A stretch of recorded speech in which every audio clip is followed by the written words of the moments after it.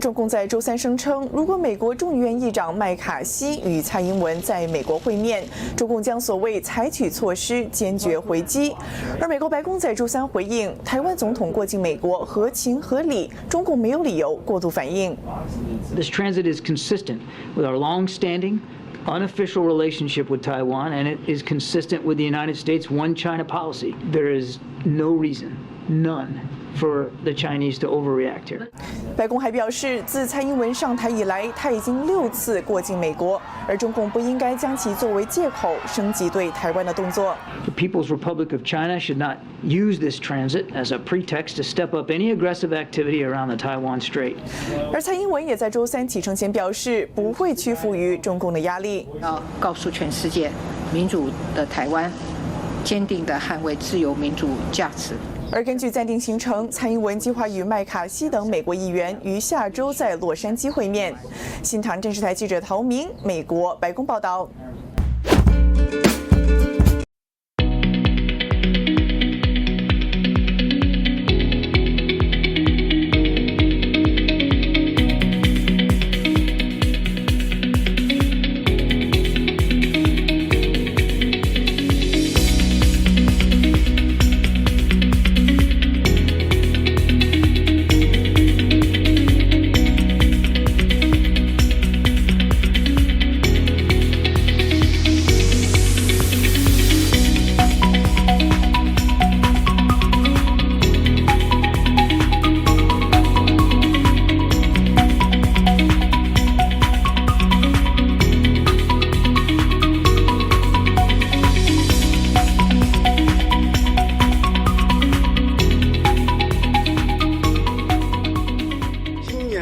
年会主题以不确定的世界，团结合作，迎挑战，开放包容促发展，我觉得非常好，契合了当前形势和各方的关切，具有很强的现实意义。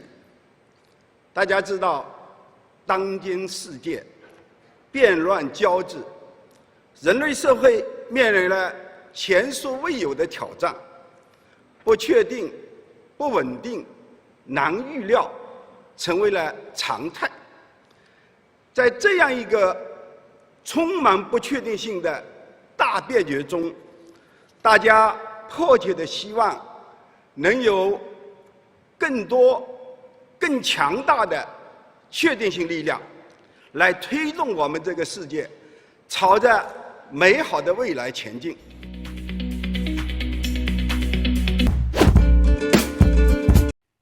3月27号、29号，国家副主席韩正在京分别会见了来华出席中国发展高层论坛2023年年会的汇丰集团行政总裁齐耀年、太古集团行政总裁施明伦、雅培公司董事长罗富德、安联集团董事会主席贝特、施耐德电气公司董事会主席赵国华。韩正表示，跨国公司多年来为中国经济发展做出了积极贡献，是中国改革开放的见证者、参与者，自身也得到巨大发展。习近平主席多次强调，中国坚持对外开放的基本国策，中共20大对中国未来一个时期的发展做出了战略部署。中国致力于以中国式现代化全面推进中华民族伟大复兴，高水平对外开放，保持国内外政策的连续性和稳定性，深度参与全球产业分工和合作，着力打造市场化、法治化、国际化的一流营商环境，为各国企业提供更多机遇。首要任务，中国的高质量发展离不开国际合作，离不开包括跨国公司在内的各类市场主体参与。当前国际形势复杂多变，中外企业界加强沟通合作非常重要。今年以来，中国经济企稳回升，1至2月份实际利用外资近400亿美元，继续保持增长势头。中国经济长期向好的基本面没有改变，我们对今年实现5%的经济预期增长目标充满信心。希望各国企业坚定对华投资合作。齐耀年等表示，中国的改革开放取得了丰硕成果。近年来，中国经济发展始终是世界经济最重要的稳定器。众多跨国公司均从中国改革开放中受益，并得以成功发展。感谢中国政府长期以来推动体制机制改革，重视改善营商环境和保护外商投资权益，看好中国经济增长潜力、创新活力和投資機會，將加大對華投入，實現共贏發展。台湾の蔡総統が今ホテルに到着しました。台湾总统蔡英文访问美国，受到国际媒体高度关注，包括美国、英国、法国、澳洲、日本和印度的媒体都进行报道。Taiwanese President Tsai Ing-wen just landed in the U.S. a few hours ago, and in about 30 minutes or so, Tsai will show up in her first public event on the U.S. soil. 国际媒体纷纷报道。总统蔡英文预计将与美国众议院议长麦卡锡会面。And on her way back, she's expected to stop in Los Angeles. This will be next week.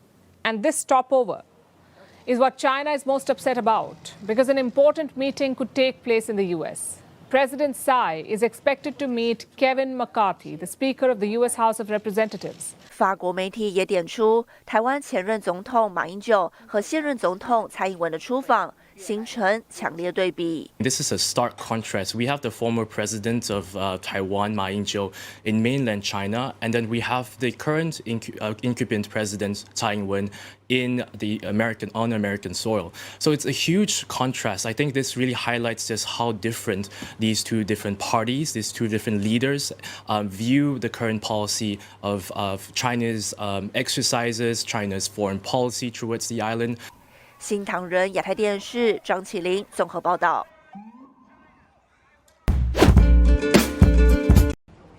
中华民国总统蔡英文展开民主伙伴共荣之旅，周三下午过境纽约时，抵达下榻的乐天纽约皇宫酒店，受到等候已久的侨胞热烈欢迎。欢迎我们的总统到来，他排除万难来到这里，那我们也是以最高兴、最欢迎的心来欢迎他。我们台湾永远存在这个世界，就像我们的侨胞、台湾同胞，我们在纽泽西、在纽约、在美国的遍地，既是表示对台湾的一种支持，也是想向大陆同胞说一句话，就是大陆也应当向台湾学习，走向民主自由，打倒中共的这个独裁专制统治。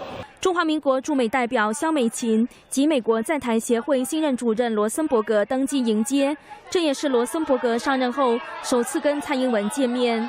大纽约地区的侨胞在周三晚还为蔡英文总统举办了欢迎酒会，宴开60席。接下来在周四，蔡英文总统将在纽约进行演讲，并接受智库哈德逊研究所颁发全球领导力奖。在结束过境纽约的行程后，蔡英文预计将在4月1号凌晨抵达友邦危地马拉参访3天，台湾时间4月3号抵达伯利兹访问。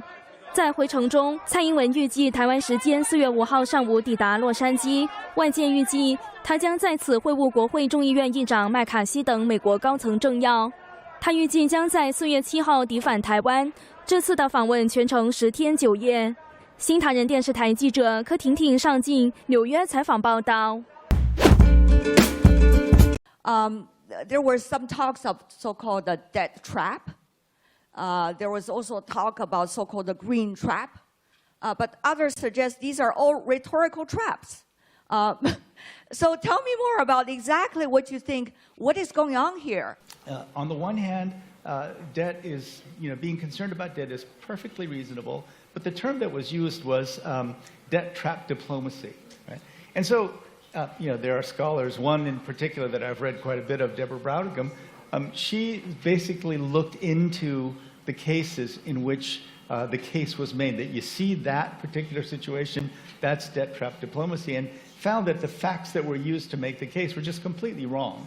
And the point that she made, which is just very important, is that in a time of great tension politically, we can't just make these broad statements saying, the debt is being used as a trap and it's being used to entrap countries, when in fact those examples made no sense. One was the Sri Lankan port in particular. So on the one hand, pay a lot of attention to debt, but if you don't have investment in infrastructure, how are the countries going to grow so that they can pay back the debts that they already have?